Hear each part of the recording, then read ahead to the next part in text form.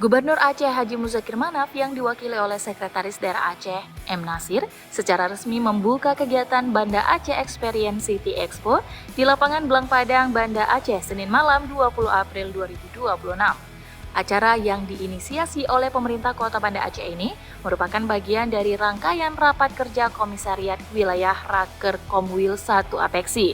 Pembukaan ini dihadiri oleh sejumlah tokoh penting, diantaranya Wali Kota Banda Aceh, Iliza Sa'aduddin Jamal, serta para wali kota dari berbagai kota di wilayah Pulau Sumatera. Dalam sambutannya yang dibacakan oleh M. Nasir, Gubernur Muzakir Manaf menyampaikan apresiasi mendalam kepada Pemko Banda Aceh dan seluruh panitia yang telah mempersiapkan acara dengan matang. Ia menegaskan bahwa kehadiran para pimpinan daerah dari berbagai kota di Indonesia merupakan energi positif bagi pembangunan Aceh.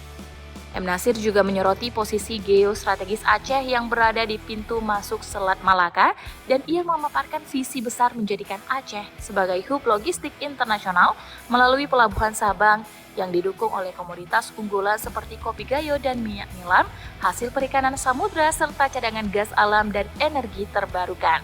Ia menekankan bahwa kunci kemajuan Aceh ke depan terletak pada hilirisasi industri.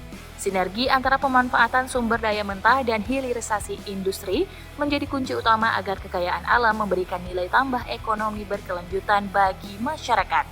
Terkait isu perkotaan, Sekda Aceh memaparkan data statistik yang memproyeksikan urbanisasi di Indonesia akan menembus angka 65% pada tahun 2045. Mengingat kontribusi kota terhadap ekonomi global mencapai 80%, ia mendesak para anggota Apeksi untuk segera menangkap peluang strategis tersebut.